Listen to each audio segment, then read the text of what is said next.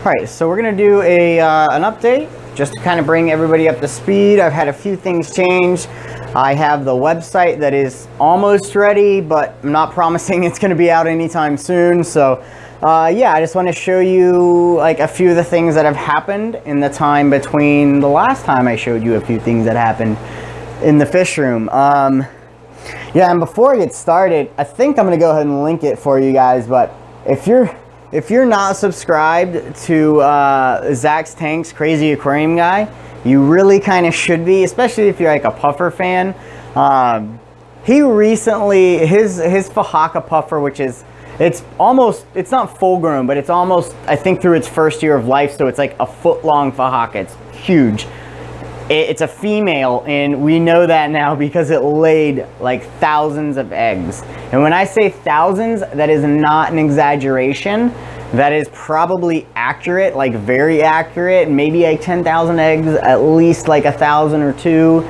But it just, this yellow mass of eggs was laid by his Fahaka. And I'm saying this because it's amazing, because you only hear these little things. Even Corey from Aquarium Co-op, when it comes to Fahakas and breeding them, the most he has been able to input on that topic is he has heard they've been bred in ponds commercially. And I'm sure that's true, considering I bought mine for $30.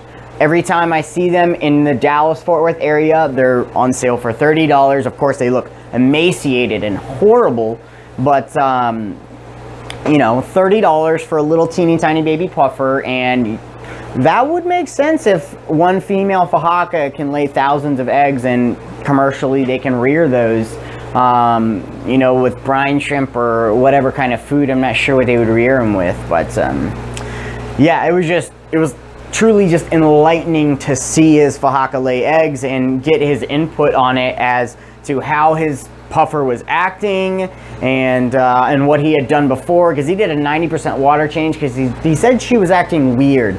So like she was swimming around the tank and she wouldn't accept food, and it's really interesting to watch. Definitely go check it out when you're done here, or you know, pause, open up a new window, don't leave this window, and then check it out. But yeah, it was just amazing. So we're gonna start with my puffer, who I hope is a male, because I've got ideas in my head now. Let me know what you guys think. I have an idea in my head. I want to take like a big TV screen and Skype my puffer to Zach's puffer and see what they do if mine's a male. And then maybe we can get them to internet breed. Is that weird? I think it is, so I don't know. Anyways, let's take a look at the puffer and then we'll do a tour. All right, real quick. Might want to see this. This is the red regular culture I keep inside. Keep in mind, I have like a 55-gallon barrel outside of these guys as well. And these are banana peels, and we're just going to flip them and kind of show you guys. They like banana peels.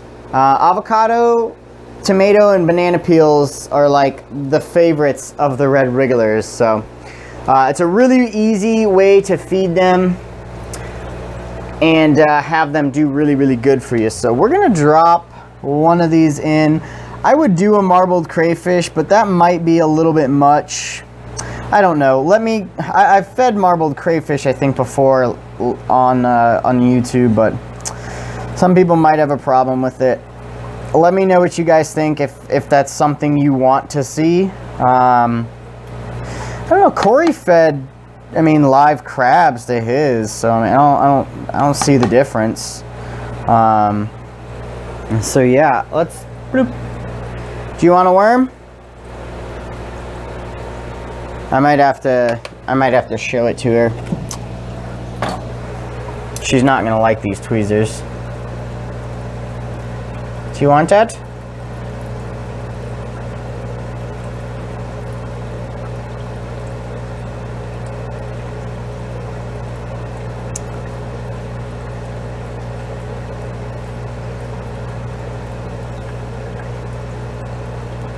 Wanna go over there, worm?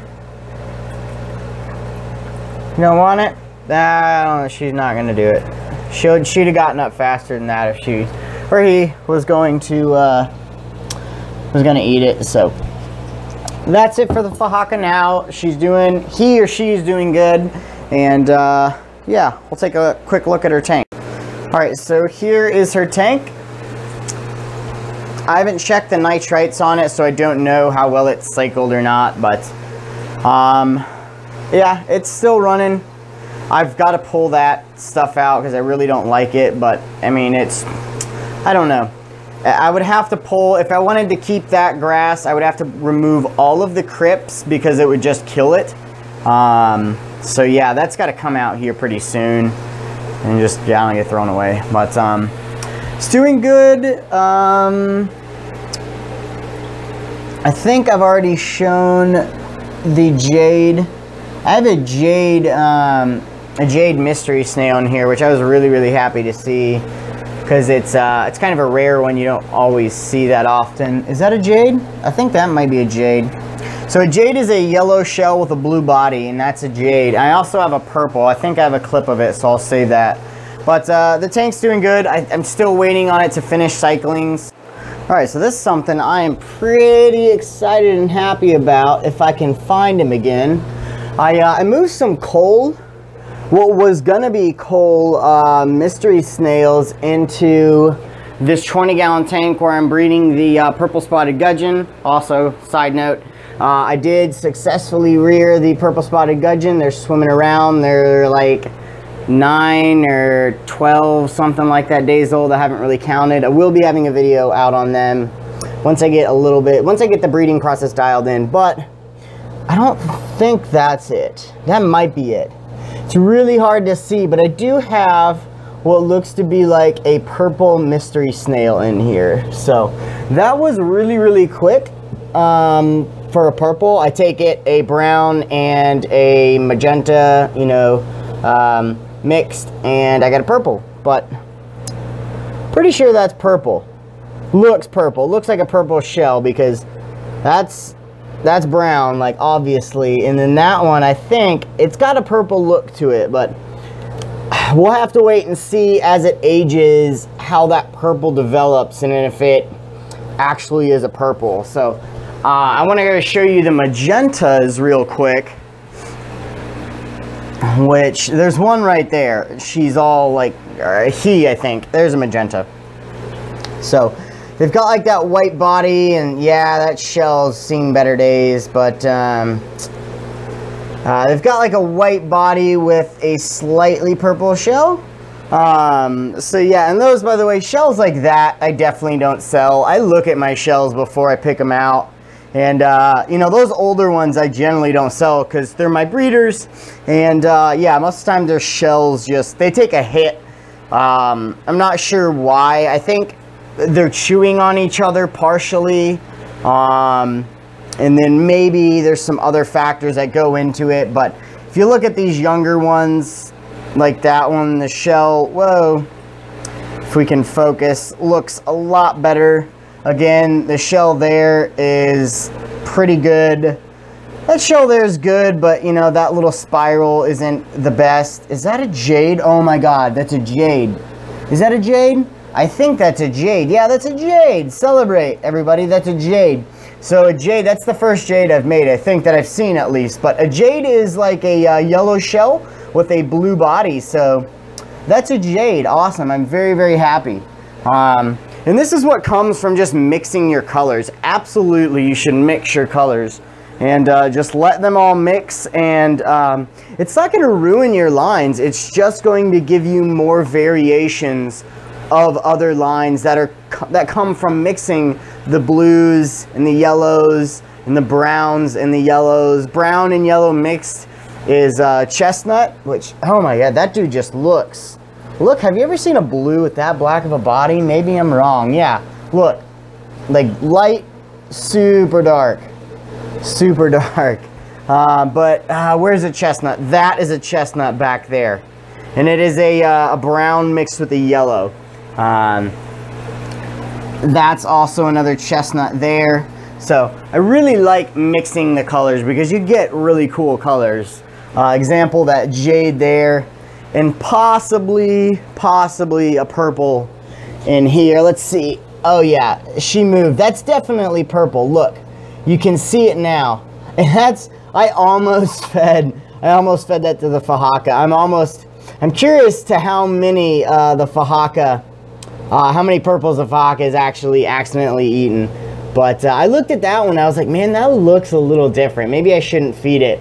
And then I set it aside, and luckily I did. So I'll have to be a little bit careful when I go and feed to the Fahaka now, because I don't want to feed the Fahaka all of my purples. So yeah, I thought that was really cool, something I got excited about.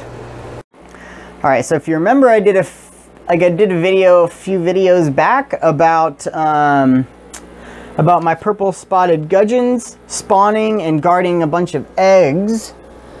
You guys want to come out and say hi? There you go, there's one of them, making an appearance. Not a very good appearance, but making one. Why are you guys all darty, huh? Did I not? I don't think I fed them today, dang it. I need to feed them. But I think I didn't. But yeah, there's one of them there.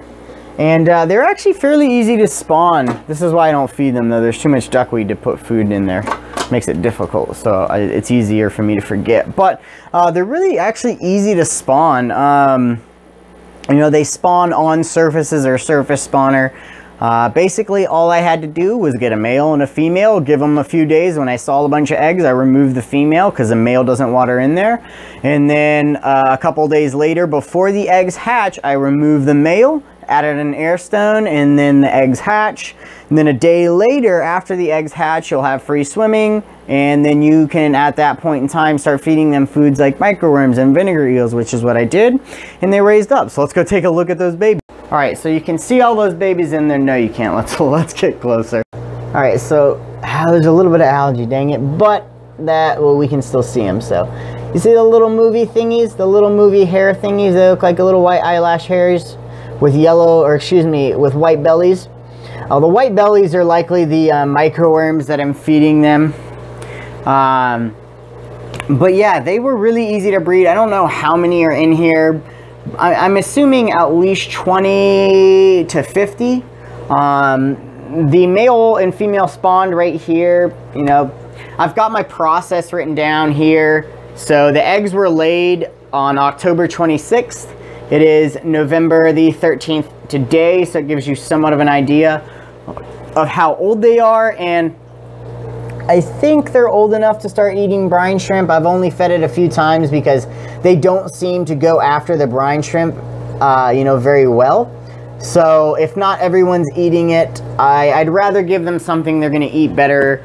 So they get microworms predominantly. If my vinegar eels are going again, I kind of deplete those very fast, so I really prefer microworms. But I'll give them some more microworms here kind of soon. And then I've also been trying the serum micron just to give them something else. And you know, I don't want to just give them one thing in case that one thing doesn't have enough of what they need. So I've been giving a little bit of this too, but not a whole lot. And ooh, there's one that came up nice and close. But you can see him, he's just so little and tiny. But this is another seasonal fish, the northern purple spotted gudgeon. Generally only available in September and August. And again, it's because of, you know, these fish are bred outside, whether they're farmed in Florida or wherever, they're bred outside. So they can tell when they're outside what season it is. They can't really tell that in here, so long as the water's clean and it's the right temperature and TDS, it's a little bit easier to synthesize the season for them to spawn. Now, they're northern purple spotted gudgeons, so very similar to a lot of rainbow fish. They do good in hard water, they can do good in some softer water. You know, similar temperatures between, you know, what is like the lower 70s to the lower 80s, right in there seems to work. There is my purple mystery snail. I'm really happy about that. That guy almost got eaten by the Fahaka. So yeah, I'm very happy about these. These are absolutely going to be on the website when I get the website up. So yeah, I really want to share that with you, and eventually I will have a how to breed, spawn, and rear these guys once I do it for a second time. So when I bred these once, I want to do it one more time so that I have more than just one generation to sell. And I also I need to figure out how long it's going to take to grow these guys out. If they grow out like rainbows, that's going to suck. But, you know, I think it'll be worth it. They're really fun, interesting fish. If you want to see more about these, check out Dan Heightshoe. He has an adult one, and it's a really interesting, cool fish. So, yeah. Really happy to have spawned these and successfully reared their fry, because gudgeons can be notoriously difficult. But these happen to be a larger gudgeon, so I think that had a lot to do with it being easier. Let's see if we can get one good shot here. You can see all the little white worms like on. Oh my God, that's a baby gudgeon face! Oh my God, it's a baby gudgeon face! Oh my God, baby gudgeon face. That is so dang cute. Baby gudgeon, no, don't focus on the black trash bag background. No, baby gudgeon face. Baby gudgeon face. Oh my God, there it is, you guys. Baby gudgeon face. Alright. Alright, let's take a look at something else. Alright, so we're going to take a quick sneak peek at the website. So, this is the home page, and it's by no means done. It's going to have a lot of work done to it. I just wanted to share it with you guys. So the URL is wildworldaquatics.com. I own that.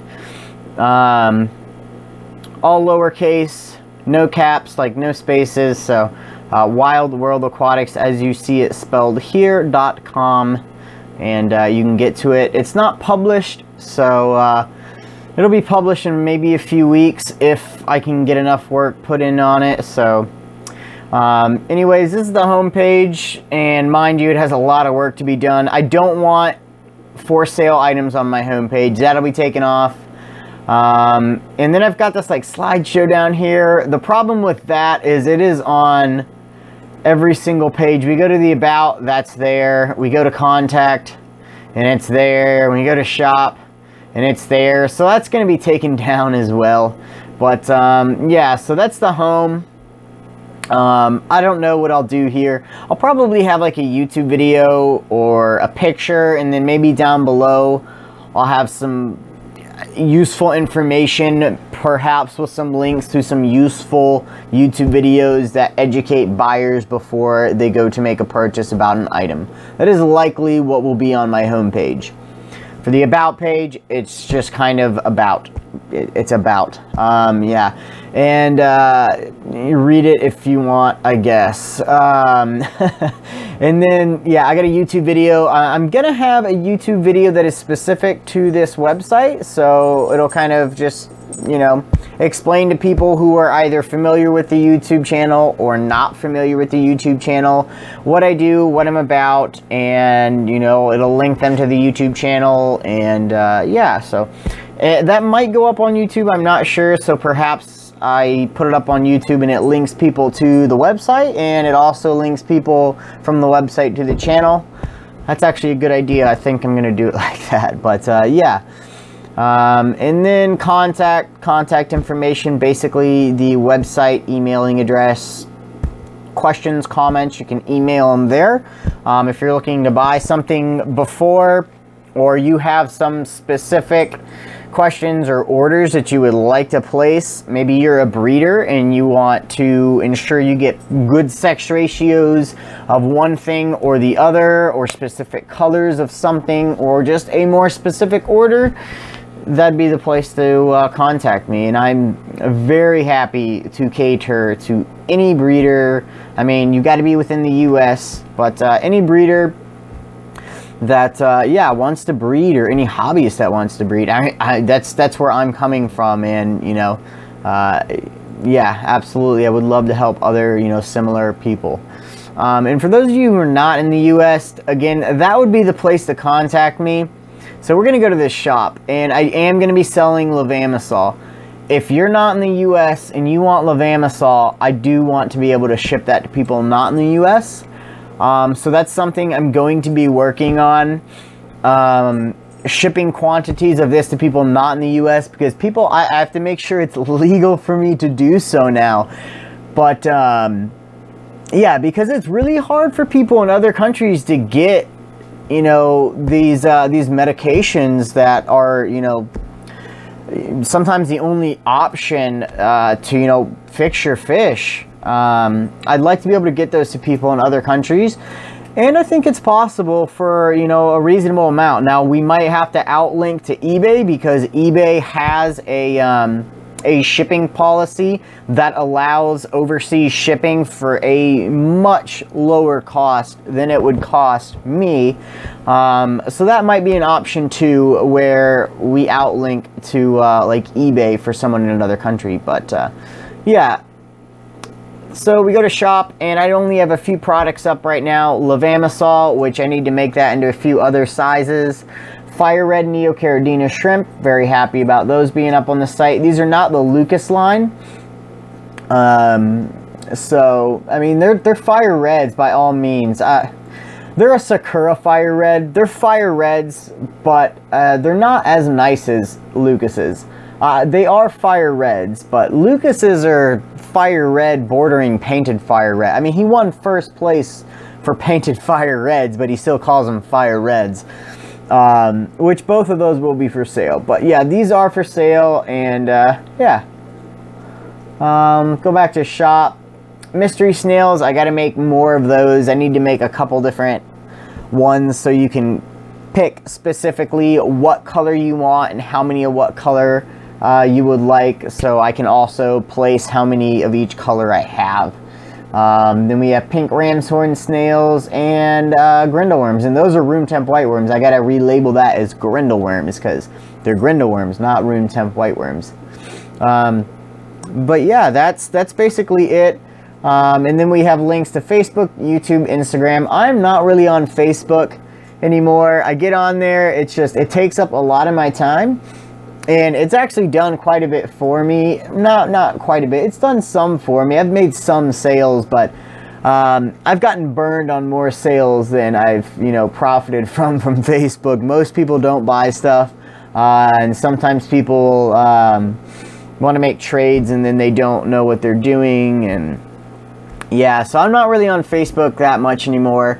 YouTube, of course, I'm on. Instagram, I am on. I don't always upload photos to it, but I do, and when I upload photos, I try and make them somewhat interesting, and I'd like to argue that they're relevant to this site and you know, this hobby. So anyways, that is a quick look at the website. Let me know if you have any ideas, suggestions, comments, any of that.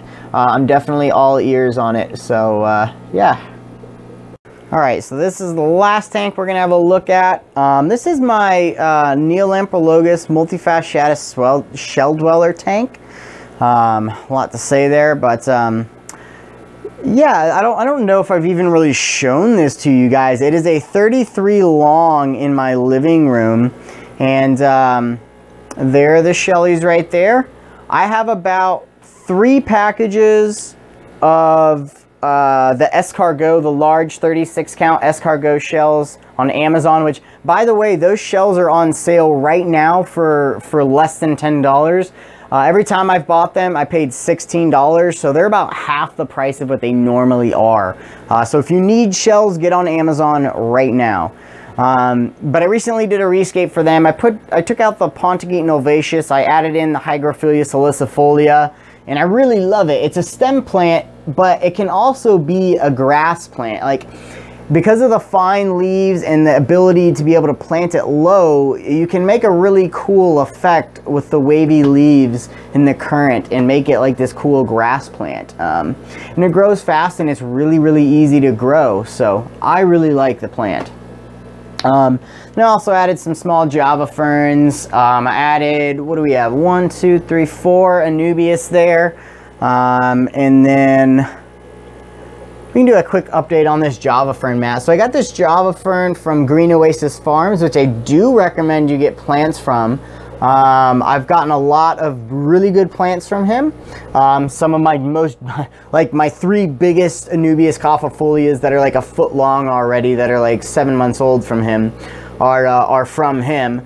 But I got this Java Fern mat from him. And all my Java Ferns do horrible. None of them grow. They always die. And this one is actually doing the best despite how it looks. Because it's a mat, it's actually not completely dying. I'm getting new growth down low, but first, all this upper growth is dying. And I kind of learned something here, that at the farms, the way they grow the Java Fern is they grow it out of water. And, you know, they submerge the rhizome and the roots, but all those upper leaves are grown out of water. So it's natural, from my understanding, for those to just go ahead and die off, and then new growth to kind of start, as long as you have a good healthy rhizome down low, which you kind of never get from those little portions, at least that I've found. I haven't bought the portions from everyone. I know H2O Plants has better portions, and I'm sure Aquarium Co-op does. But yeah, you know, when you buy the PetSmart Petco tubes, and if you get too small of a portion and you don't get enough rhizome, the plant is literally, it's just gonna die, and it's not gonna have enough energy left in that rhizome to grow new leaves as the older ones die. So it's struggling, but it's making it. It's coming back. You know, the older above grown, immersed grown leaves are dying, and new submerged leaves are growing. So but yeah, that's the Shelly tank. They're doing good, and I'm very, very happy. I have plans to upgrade them to a 75 in the somewhat distant future, but not too long. This is a fish I would love to be able to carry on the website and to make more available for more people. So yeah. Alright guys, so that's it for this episode. Hopefully it was somewhat enjoyable. I'm a little bit behind on videos. I'll eventually get caught up, but behind on videos, I'm behind on the website and work and everything in general, but yeah, eventually I'll get caught up. So anyways, I hope you liked it. If you have any comments about anything that you've seen or questions, comment section below. If there's anything you're interested in, you can always email me at wildworldaquatics@gmail.com. Yeah, also definitely leave some comments what you think about the website. If there's anything like, you know, any improvements I guess I could make to it from your, you know, point of view, I would definitely appreciate that. So anyways guys, thank you for watching, and I will see you on the next one.